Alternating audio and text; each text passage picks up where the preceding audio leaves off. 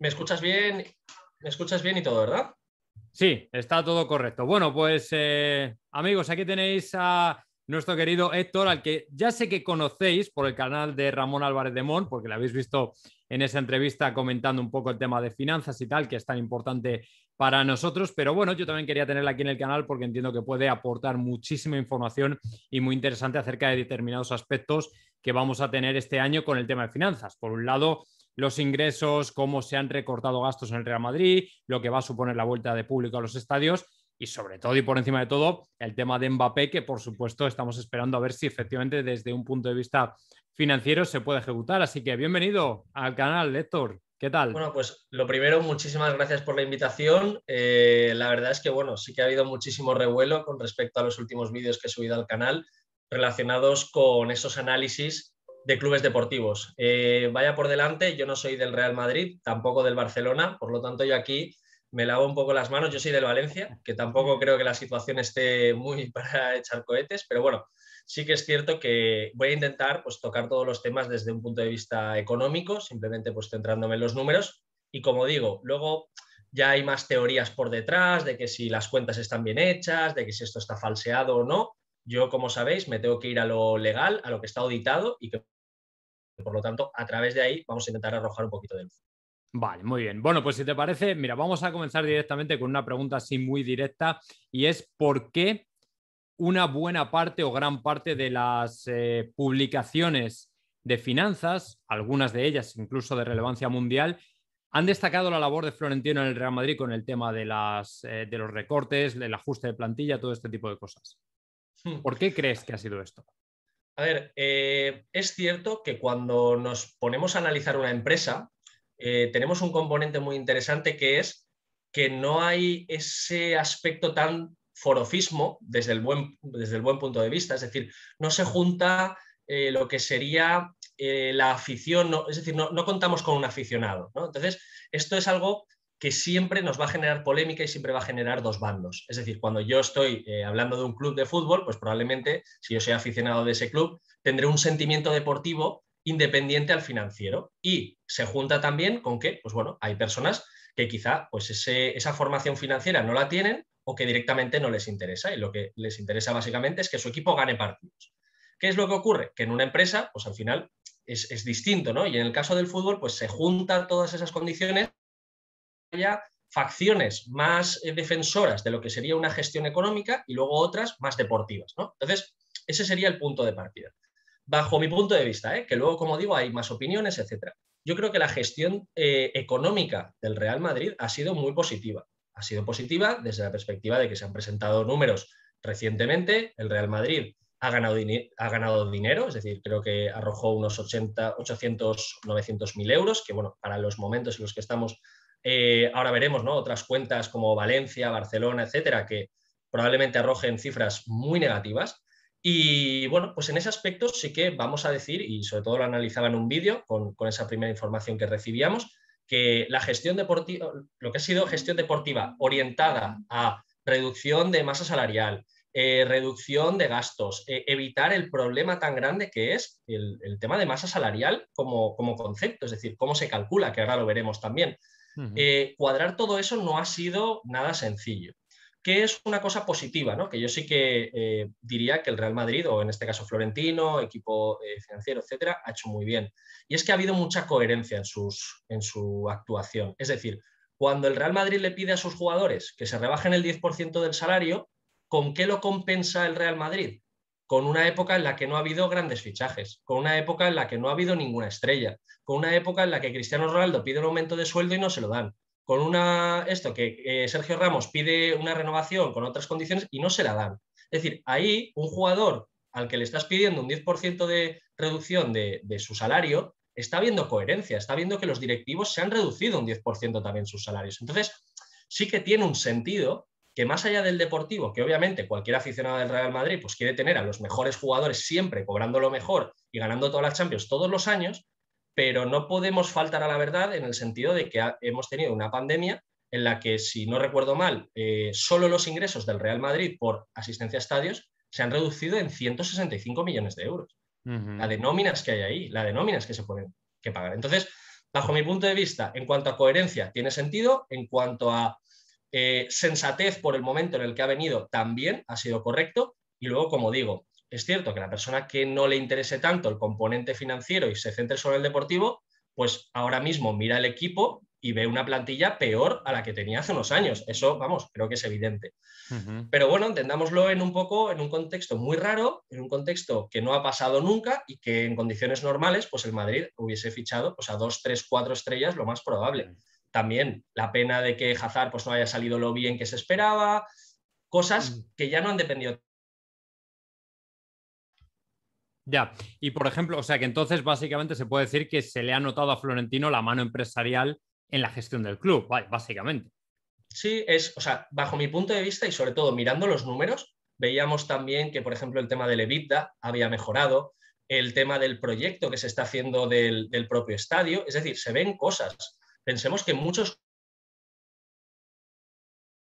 clubes en España, y ya no hablo solo de primera división, sino segundas divisiones y un poquito más para abajo, uno de los problemas que les suele ocurrir es que están apalancados única y exclusivamente en el proyecto deportivo. ¿Qué es lo que está intentando hacer el Real Madrid? Salir del propio proyecto deportivo, tener activos inmobiliarios que le den una rentabilidad, es decir, protegerse de alguna manera financieramente para generar caja y que a eso apoya el proyecto deportivo. Pero esto no se consigue en un día, eso no se consigue en 2 años. Encima con la pandemia, es decir, para mí se ve la evidencia de que hay un plan, hay un proyecto empresarial a 5 o 10 años que lo más probable, y si las condiciones pues, van bien, pues el Real Madrid tendrá una estructura financiera muy saludable y que le permitirá pues, luego hacer muchas otras cosas y que ya te digo, bueno, que tiene un sentido. Para mí tiene una coherencia financiera. Ya. Bueno, esto lo está diciendo alguien que es economista, que además se ha reconocido que no es ni del Real Madrid ni del Barcelona, o sea que ya no es que lo diga yo, o sea, es que Florentino, pues ahí hay otras cosas que quizá le puedas criticar, pero está claro que la gestión del proyecto deportivo y de las finanzas creo que va con toda la coherencia del mundo. Entonces, respóndeme, Héctor, una cosa, porque desde el punto de vista del aficionado, yo digo, bueno, si Florentino, lógicamente, aparte de él, tiene un equipo económico que ha estudiado la situación, entiendo que los demás, otros clubes, como por ejemplo el Barcelona, lógicamente poseen un equipo económico que entiendo que está igual de capacitado. Y sin embargo, ¿por qué no me refiero a la actual directiva del Barça, sino a la anterior, que es quizá la más responsable de cómo están en tema de finanzas? ¿Cómo puede ser que cuando ellos ven que el endeudamiento va creciendo, haciendo fichajes que pueden comprometer la viabilidad del proyecto, ¿por qué se sigue adelante si hay un riesgo evidente de que algo puede ir mal y ellos conocen el mundo de la empresa mejor que nadie, mejor que yo seguro? ¿Por qué Claro. ocurre esto? Aquí yo incluso añadiría otra figura más que es importante, que es la de Liga, que se supone que es el supervisor de las cuentas, contratos, etcétera. Es decir, que la propia Liga con su departamento económico sería como un extra que, bueno, que evidencia que hay cosas que se hacen y que en la contabilidad pues hay cosas que se pueden maquillar y que luego, sin embargo, nos estamos encontrando con que llega la pandemia, los ingresos caen y, pues bueno, tenemos un problema mucho más grande, ¿no? Es decir, se ha ido ya la marea y hemos visto pues todo lo que queda y todos los problemas. A ver, ¿cómo ha podido ocurrir? Pues bueno, pensemos que en el mundo del fútbol también los contratos son muy complejos. Es decir, son muy complejos ¿por qué? Porque yo puedo hacer una previsión salarial o yo puedo hacer una previsión económica pensando en que voy a llegar a X fase de Liga de Campeones y por el camino me puedo quedar a mitad. Se me puede lesionar Messi mañana. Puedo tener a Coutinho, que espero que sea una superestrella y por el camino no funciona. Puedo fichar a Dembélé, que pienso que va a ser el próximo crack y está todo el año lesionado. Esas son cosas muy complicadas de prever que yo, bajo el papel o a la hora de presentar unos presupuestos o hacer una previsión de lo que voy a ganar el año que viene, yo puedo decir, bueno, yo el año que viene soy el Fútbol Club Barcelona, voy a ganar la Liga, la Copa y voy a llegar a la final de la Champions como mínimo. Bueno, diciendo como mínimo, ¿no? Es un ejemplo. Y yo lo presento a Liga. Bueno, pues Liga realmente, siendo uno de los clubes más importantes a nivel europeo, pues puede decir, perfecto, damos el ok. Pero si luego un jugador te dice que quiere volver a renovar, como puede ser el caso de Messi, se te lesionan dos, luego el entrenador no funciona, le tienes que pagar lo de este año, lo del siguiente y tienes que fichar a otro que encima te cuesta el doble. Luego tienes me lo invento, estos son ejemplos de lo que puede pasar. Tienes un escándalo como lo que ocurrió con el tema este que había salido de, si no recuerdo mal, Griezmann y Dembélé, con un tema de un trabajador de un hotel, etcétera, Sí. Y un patrocinador se enfada y dice que todo este tipo de cosas, el problema que tienen los clubes es yo tengo unos gastos que están fijos a medio plazo, partiendo de la base de que yo negocio contigo y te digo, bueno, tú vas a cobrar los próximos 5 años a razón de 10 millones. Y esos gastos no te los quita nadie. Otra cosa diferente son los ingresos, que yo puedo pensar que de aquí a final de año voy a ganar 500 millones de euros. Pero ¿y si por el camino me quedo en 300? ¿Y si por el camino me llega una pandemia? Pues ¿qué es lo que pasa? Que automáticamente estoy en una situación de desequilibrio financiero enorme. Entonces, es cierto que hay un componente de la directiva por no prever esto. Es decir, tú no puedes ponerte a regalar contratos, sobre todo no hacer, esto siempre lo he comentado yo muchas veces, si tú sabes que llegado un momento vas a vender a Neymar y sabes el dinero que te van a pagar, ¿qué es lo que tienes que hacer? Tienes que fichar previamente jugadores para luego cobrar, porque en el momento en el que un club sabe que acabas de cobrar 240 millones de euros por Neymar, ¿qué es lo que te va a pedir? El doble por el jugador que le estás pidiendo. Entonces, ahí sí que es cierto que yo veo un componente de planificación, de cosas que se han hecho mal, pero como digo, también hay parte, y digo parte, no toda, de un componente externo que es muy complicado de prever.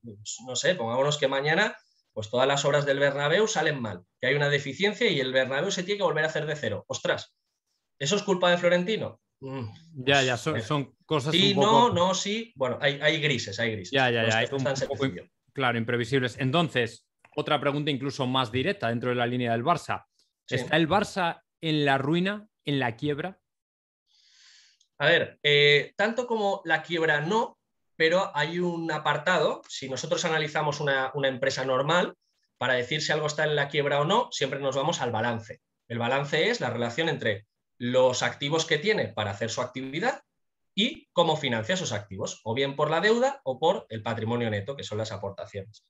El problema que tiene el Barcelona es la relación de sus activos corrientes, que son los activos que, bueno, que se utilizan para las actividades normales y entre los cuales se podría incluir los jugadores, y otras que son sus deudas a corto plazo.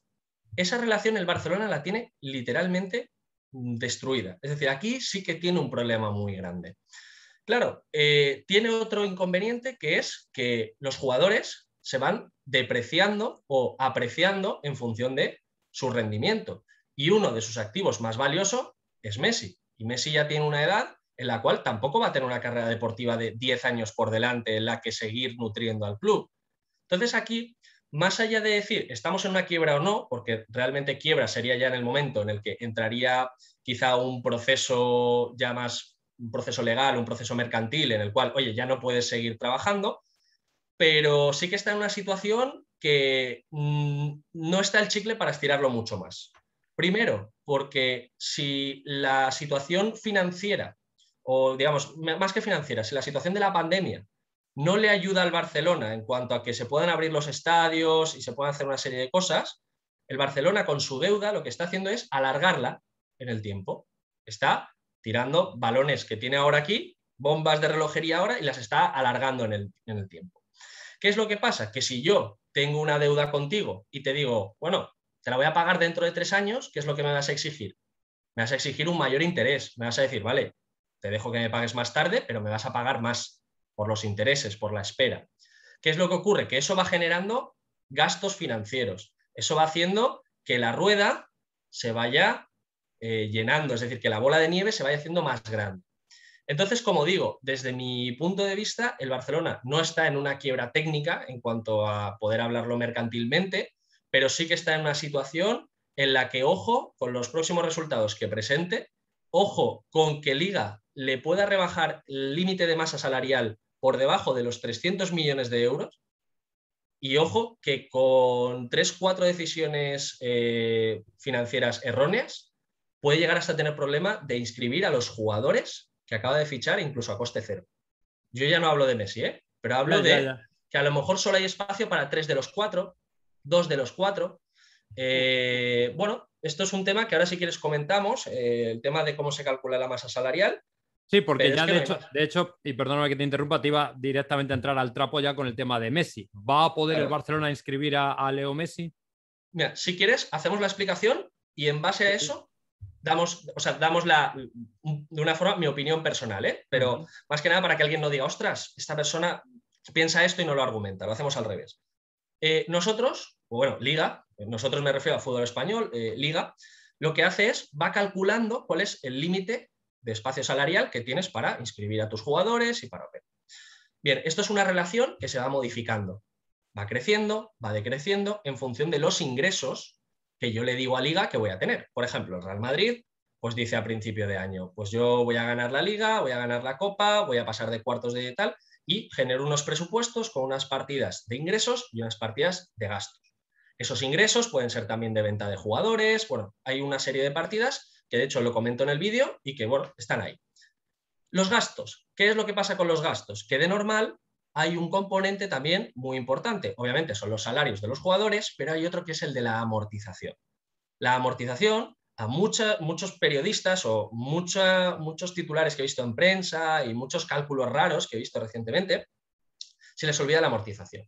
¿Qué es la amortización? Pues es, contablemente, cuando yo estoy haciendo una inversión, porque no olvidemos que un jugador es una inversión, no es un gasto, toda inversión, desde una perspectiva contable, se tiene que amortizar. ¿Qué significa esto? Que aunque tú hayas pagado 100 millones de euros por un jugador que lo vas a fichar a 5 años, pese a que tú has soltado el dinero en el año 1, la amortización significa que tú ese gasto te lo vas a ir computando 20, 20, 20, 20, 20 y así sucesivamente. ¿Qué es lo que ocurre? Que esa amortización se calcula de todos los jugadores. Y si yo ficho un jugador nuevo, esa amortización se suma. Claro, si yo voy a vender a un jugador que no está amortizado, tengo que ponerme en ese año el gasto de todo lo que iba a ir pagando o amortizando, mejor dicho, en los años siguientes.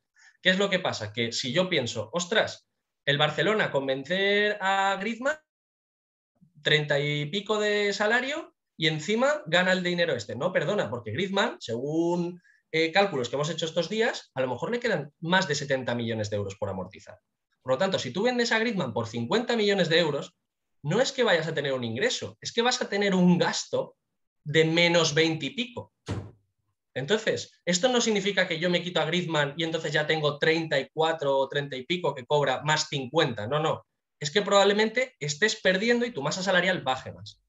Este es el problema que tiene la amortización. Entonces, a partir de ahí, ¿qué es lo que ocurre? Como digo, los ingresos y los gastos van fluctuando y yo le voy presentando a Liga presupuestos. Y Liga me va dando a final o en verano y luego en el mercado de invierno, porque yo he podido hacer una gran venta y entonces, oye, pues de repente tu límite salarial puede ampliarse, etc.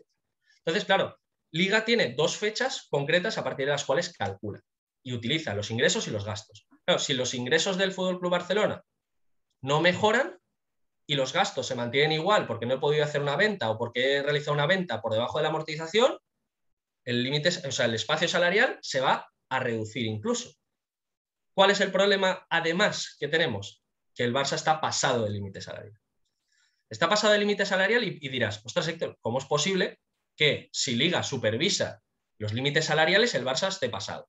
Pues por lo mismo, si yo pienso que voy a ingresar 800, que recuerdo que tenía apuntado, que era la perspectiva que tenía el Barça, 828, el Real Madrid tenía 617, pero luego te viene una pandemia y solo consigues ingresar 500, si tus gastos están por encima de lo que te está permitiendo Liga, te has pasado. Entonces eso tampoco es culpa de Liga, es cosas externas o de mala gestión, ¿vale? Entonces aquí viene el tema, sobre todo a la pregunta de Messi. ¿Qué es lo que le ocurre a Messi? Que Messi no es jugador del Barcelona a día de hoy. Messi computaría como un nuevo fichaje. Sería una ficha nueva porque no estaba inscrita a final de año de temporada anterior. ¿Qué ocurre? Que como el Barça está pasado del límite salarial, le aplica la regla 4x1 de la Liga. ¿Qué significa esto? La regla 4x1 implica que todos los clubes que estén pasados de límites salariales, que si no recuerdo mal, creo que eran unos 7 en Liga Española, por cada 4 euros de ahorro solo se pueden gastar 1 euro. 1 euro. Es decir, solo el 25% del ahorro. Claro, si yo quiero pagarle a Messi a razón de, no sé, me lo invento, 50 millones de euros brutos todos los años, tengo que hacer espacio salarial de 200 millones de euros. Pero es que además, si a mí Liga me ha reducido porque no se cree que yo vaya a ganar o que no vaya a hacer unos ingresos de 600 millones y me lo reduce en 200, que ha sido la última noticia que hemos tenido, son otros 200 millones menos que tengo para poder inscribir jugadores. Entonces eso se junta, o sea, se junta todo. Claro, 4x1 por la mala gestión de que Messi ha salido. 200 millones menos porque Liga no se cree que vaya a tener los ingresos que tal. Bueno, pues ese tipo de cosas que ya, pues en las últimas, o sea, si es que simplemente en la última actualización que hizo Liga a Atlético de Madrid y a Barcelona, les redujo en 35 millones el espacio salarial. En 35 millones con un ajuste, pero de los que podrían ocurrir todos los años. Al Valencia menos 10, al Madrid más 5, bueno, una serie de ajustes. ¿Qué es lo que pasa? Que se junta todo ello y por lo tanto, y ahora como conclusión, después de haber explicado todo esto, pues ¿qué quieres que te diga? Se me antoja bastante difícil que Leo Messi tenga cabida con esos salarios. Otra cosa es que diga Messi, bueno, yo voy a cobrar 10 al año. Perfecto, pues bueno, algo se podrá apañar. Pero si hay que pagarle 40, complicado, porque además dependerá de los años de contrato. Por eso dicen lo de firmamos por 5 años, porque entonces la amortización la divides entre 5 y no entre 2. El espacio, o sea, lo que sería el gasto a nivel de ingresos menos gastos sería menor. Y ahí tendríamos hueco. Bueno, hay que tenerlo. Lo veo complicado, lo veo realmente. Según lo has descrito, yo personalmente es que no me cierran las cuentas por ningún sitio. A no ser que haya un milagro de última hora y Messi diga que va a jugar por bastante menos, significativamente menos. Claro, es que ahí es donde voy. Es decir, no se trata única y exclusivamente de lo que como aficionado pues a nosotros nos gustaría, ¿no? Porque yo puedo decir, ostras, como aficionado yo del Valencia, pues ojalá que Messi juegue en la Liga y ojalá pues que se abran los estadios y que yo pueda ir al campo a ver a Messi porque me gusta. Bueno, nos ha dado bastante, o sea, siempre nos ha metido gol, pero bueno, a mí me gusta verlo, ¿no? Pero claro, ese es el tema. Ese es el tema de que las cuentas no salen, hay que esperar ahora mismo presentación de resultados del FC Barcelona, que tiene, según la ley, hasta el día 31 de octubre para poder presentar esas cuentas. Luego no sé si a lo mejor tiene algún otro plazo para subir la memoria, etcétera, que es lo que yo analizaba en el canal. Y ahí es donde se va a ver el desastre. Se va a ver lo bueno. Todo. Pero es que aparte, otra cosa muy curiosa es que ciertos gastos de ejercicios anteriores se han permitido pasarlos a años siguientes por el tema del COVID, etcétera. Que esto ya pues es otra medida que comentaba con Ramón Álvarez de Mon, que bajo mi punto de vista pues me parecía un poco poca ayuda. Es decir, a otras empresas pues, que hemos tenido, pues les ha permitido diferimiento de salarios, tema de los ERTES, tema de una serie de cosas que quizá a nivel de liga pues no se ha ayudado tanto. Pero bueno, también es verdad que un jugador de primera división de FC Barcelona, pues aunque esté 3 meses sin cobrar, yo creo que para el alquiler le da. Bueno, sí. O de liga o de lo que sea, ¿vale? Entonces, aquí está un poco el encaje. El tema de decir, ostras, ¿qué podemos hacer ahora? FC Barcelona. Como Madrid se ha centrado muy mucho en el presente, es decir, en qué puedo hacer ahora para no tener un problema después, que es, me siento, renegocio bajadas de salarios y el que se me ponga un poquito tonto, pues le digo, aquí está la puerta. Que aquí entra de nuevo pues el tema de si Florentino, que ahora también con el tema de los audios, etcétera, pues gente pues, se ha podido enfadar más, se ha podido enfadar menos, porque tal. Bueno. Pero al primero que le ha llegado por la puerta le ha dicho, yo me quiero subir el salario, a mí renuévame por estas condiciones, le ha dicho, mira, aquí está la puerta. El Real Madrid está por encima de cualquier jugador. Y se han ido, ¿eh? Y se han ido, ¿no? No, sí. Se han ido. Totalmente de acuerdo, desde luego. Y aquí, claro, y te pongo un ejemplo para que lo veas incluso más evidente, ¿no? Y en el caso del Valencia, para salirnos un poco de esa dualidad que si no dicen, ostras, que Héctor, que solo apoyas al Madrid y luego al Barça, mira, dices que Messi no sabe escribir o que no, es muy complicado. ¿Qué le ha pasado a Valencia este año? O el anterior. Parejo, Coquelán, Rodrigo, todas las piezas clave, ¿no? Habíamos ganado la Copa del Rey, pues, y se marchan todos, Garay fuera, etc. ¿Qué le pasó a Valencia? Que no llegaba a la masa salarial. Entonces, ¿qué tiene que hacer? O jugadores que ya están prácticamente amortizados, venderlos para generar una plusvalía y entonces subir el límite, porque no llegaban, o vender jugadores con nóminas, con lo que sería con sueldos altos, a coste muy bajito, prácticamente regalarlos. No, está entonces, claro. Yo como aficionado me enfado porque digo, ostras, que si Peter Lim hubiese hecho esto bien, no sé qué, ahora estaría Parejo, estaría Rodrigo, estaría no sé quién, estaría no sé cuándo, tendríamos un plantillón y no tendríamos, pues ahora el tema este de la ATE también, que probablemente a lo mejor le quitan el estadio, etcétera, muchas cosas. Entonces, ese es el problema, que yo como aficionado, si no me informo, solo pienso en, ostras, no está Rodrigo y entonces no metemos goles. Pero luego todo el componente financiero que hay detrás, Pues es importante, que esto no quita que luego tú no puedas criticar a Florentino, ¿eh? Ojo, hay mucha gente que sabe de economía y que le critica, perfecto. Pero para criticarlo en el aspecto económico, que en un club de fútbol debe de ir unido sí o sí al deportivo, o sea, yo no puedo criticar a Florentino simplemente porque se haya vendido a Sergio Ramos. Me parecería eso una opinión pues, de una persona pues, que lee un titular y que ya se pone a criticar. No. Si te informas y luego con razonamiento y en esa opinión está argumentada y la estructura, si la haces bien, oye, perfecto. Pero igual que con Peter Lim en el caso del Valencia, o que con Bartomeu o con lo que sea. Es decir, a mí una persona que me diga, no, es que Messi se tiene que quedar en el Barcelona sí o sí porque es el mejor del mundo y entonces... Bueno, vale. Oye, otra pregunta que me interesa hacerte y además bastante, porque ahora ya nos salimos un poco de España y nos vamos a otros clubes que parece que, en mi opinión, funcionan con otras reglas. Estamos hablando de Paris Saint-Germain, que tiene 40 jugadores en plantilla y no para de fichar, está fuera de control y parece que nadie dice nada. Y luego el City, que ahora está un poco más apagado, pero bueno, están ahí. Más apagado, pero se acaba de fichar a Harry Kane por 180 millones de euros. Bueno, efectivamente, o sea, al final hacen movimientos que uno dice, pero bueno, ¿esto qué es? ¿No? El Chelsea, por ejemplo, el año pasado, el United este año que está dando caña, ¿no? ¿Qué ocurre con estos clubes? Porque en teoría yo del Paris Saint-Germain concretamente lo que tengo noticias es de que tienen unas pérdidas y un déficit espectacular.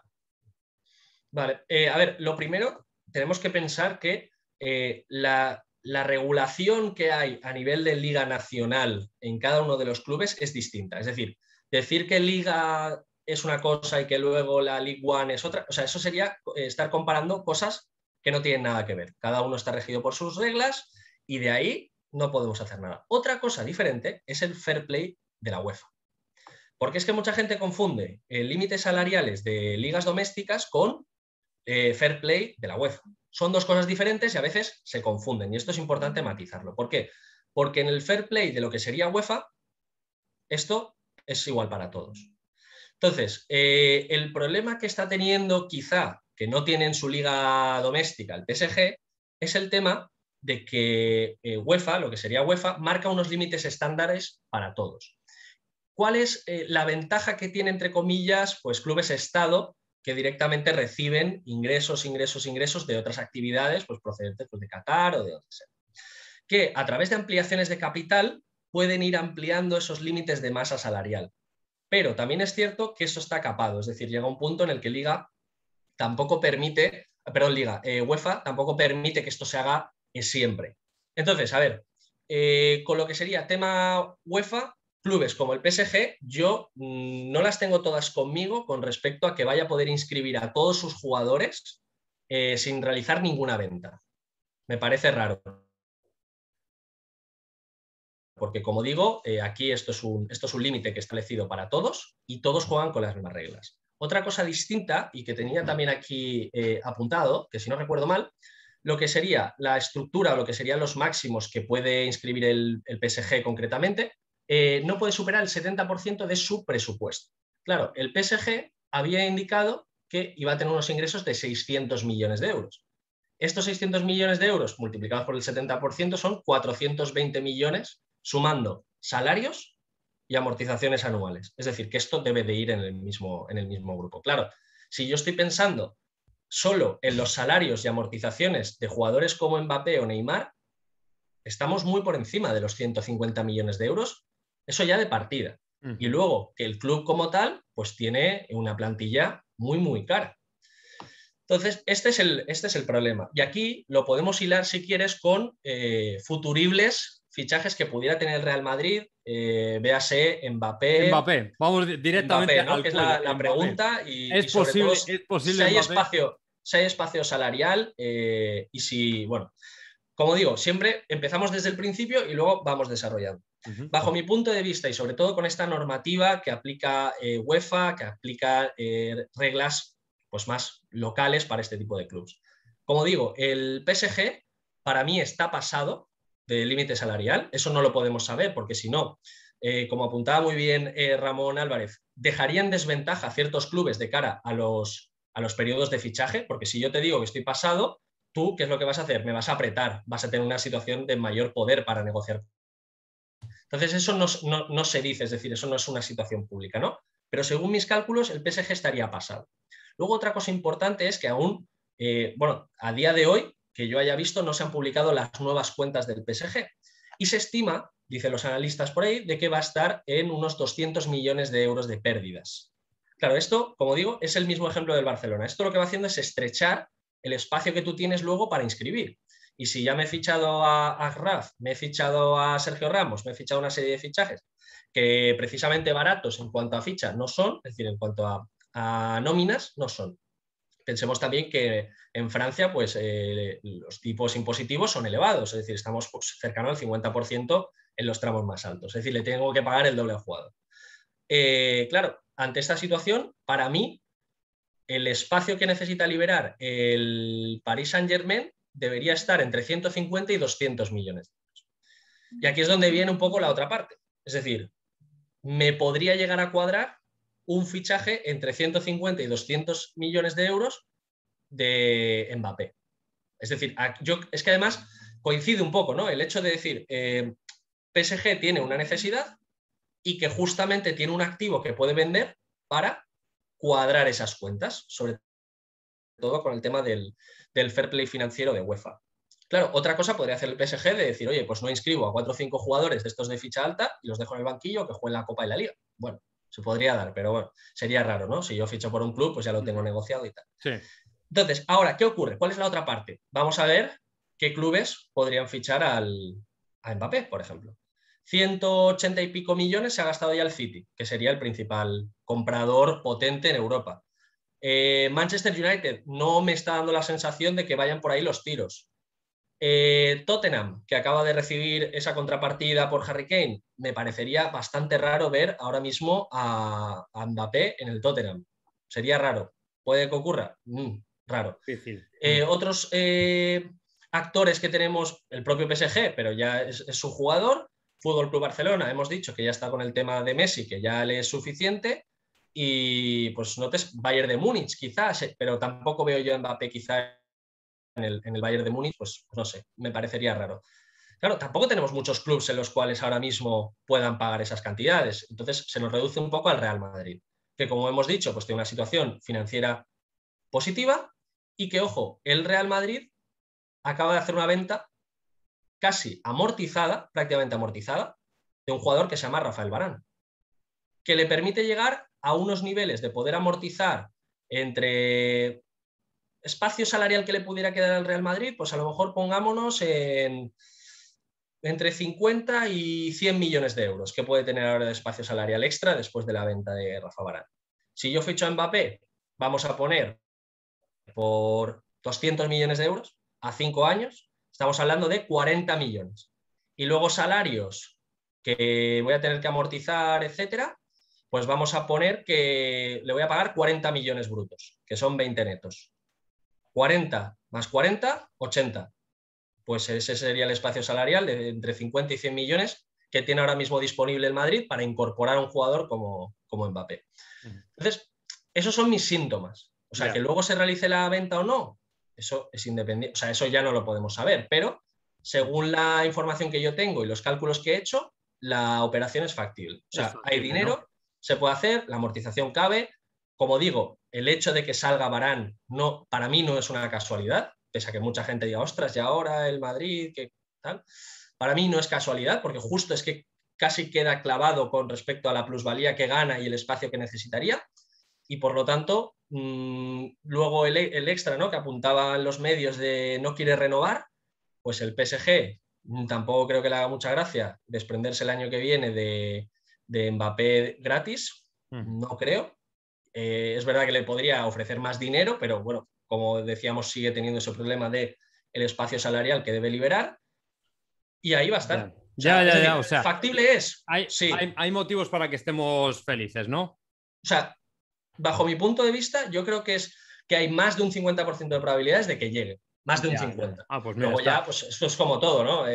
Pues llega uno que está loco y dice, ostras, pues yo lo ficho por más dinero y te lo quita. Bien. Ya. Pero... Oye, y otra cosilla que te quería preguntar, que en mi opinión creo que es el otro gran tema que preocupa a los madridistas, pero que no va a tener una resolución rápida, es el tema de la Superliga.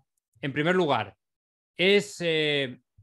mejor dicho, es ¿es un proyecto deseable o es el único proyecto viable para el fútbol? ¿Cómo lo ves tú? A ver, A nivel económico. Esto es complicado, ¿no? Esto es complicado, pero yo siempre hago un símil. Pongámonos en el caso de a lo mejor otro deporte, pues como puede ocurrir en el tenis. ¿Qué es lo que ocurre muchas veces? Pues es cierto que a los grandes torneos pues siempre llega Nadal, llega Federer, llega Djokovic y llega pues un cuarto, que en su momento pues era Andy Murray, etc. Y llegaban siempre a las finales y eran muy entretenidas. Pero pensemos que todos los días tuvieras pues un Rafael Nadal contra Federer. Está bien, y los dos primeros, los 3, 4, 5, 6 partidos, pues los disfrutarías un montón. Pero perdería cierto aliciente, es decir, pese a esa Superliga, yo creo que el componente, y ojo, me estoy yendo un poquito al margen de lo que es la polémica que hay, que si UEFA se lucra del dinero de los clubes, de que si luego no les reparte la cantidad que se merecen, eso es otro tema, ¿eh? Yo hablo primero del deportivo y luego nos vamos al financiero. A lo que sería a nivel deportivo, a mí me cuesta pensar que la solución es pasar por ahí, porque yo creo que el fútbol justamente, y sobre todo dentro de los valores que tiene el propio fútbol, es el de que cualquiera, pues ya sea un Leicester en su momento, que pueda ganar la liga, de las epicidades, de que el club pequeño le gana al grande, pues el caso del Alcorcón en su momento. Es decir, creo que hacer Madrid-Barça todas las semanas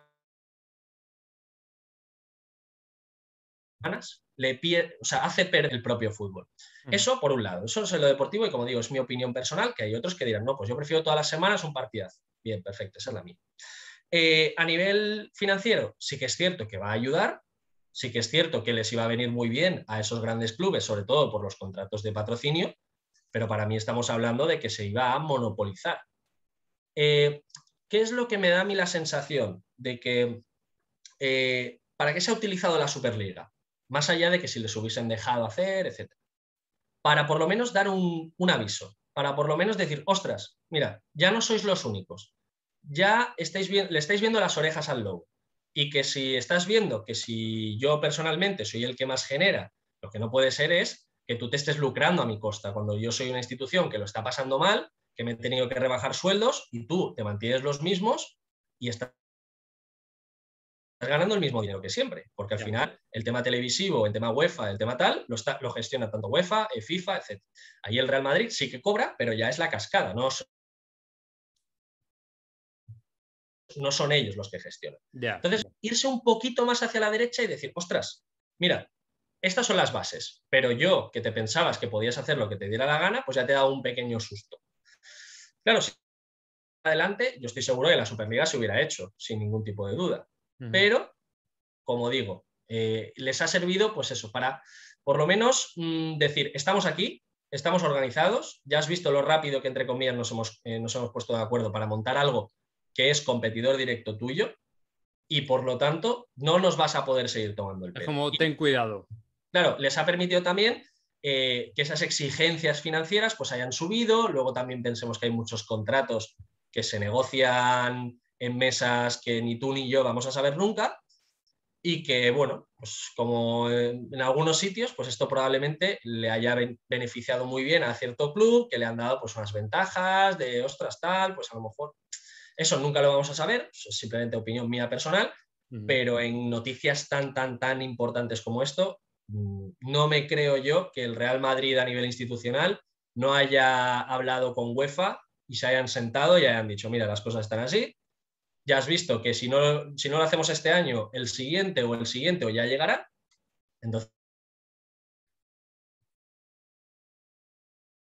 tú sabrás. Ya, vamos a buscar un poco una solución intermedia entre un punto y otro. Claro, porque si todos los clubes se organizan, UEFA, ¿para qué sirve? Si se ponen de acuerdo todos los clubes, pues al final es lo mismo, ¿no? Es como decir, vale, está muy bien que tú seas el coordinador, el organizador, el ejecutor de todo el proyecto, pero tampoco, es decir, pero quien juega son mis jugadores, ¿no? Ya. En que este proyecto valga dinero. Entonces yo creo que va por ahí un poco los tiros. Ya.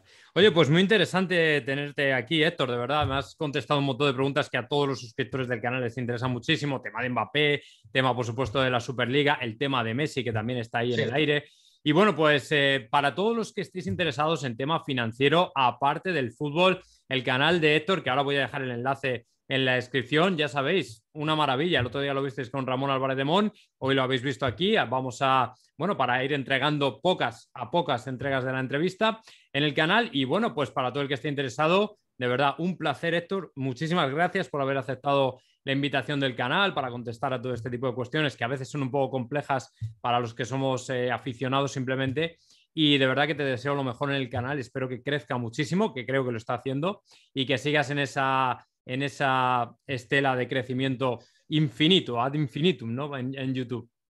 Pues nada, yo desde aquí agradecerte también la invitación. Hemos intentado hacerlo sencillo, hemos intentado pues, poder aportar, como digo, siempre un poquito de luz, Eso es. intentar sacarlo siempre de lo que es algo banal, algo que simplemente pues, es muy mediático y llevarlo a... Y bueno, pues eso, muchísimas gracias, como digo, también pues desearte lo mejor en el canal. Gracias, hombre. Y nada, que cuando quieras estás invitado al mío, cuando necesites algo de apoyo a nivel financiero, cuenta conmigo también, que podemos repetir este vídeo con dudas que hay en los comentarios, con lo que sea. Sí. Y nada, pues nos vemos en el siguiente. En el siguiente, seguro que no va a ser el último. Muchísimas gracias, Héctor, por estar aquí. Un saludo.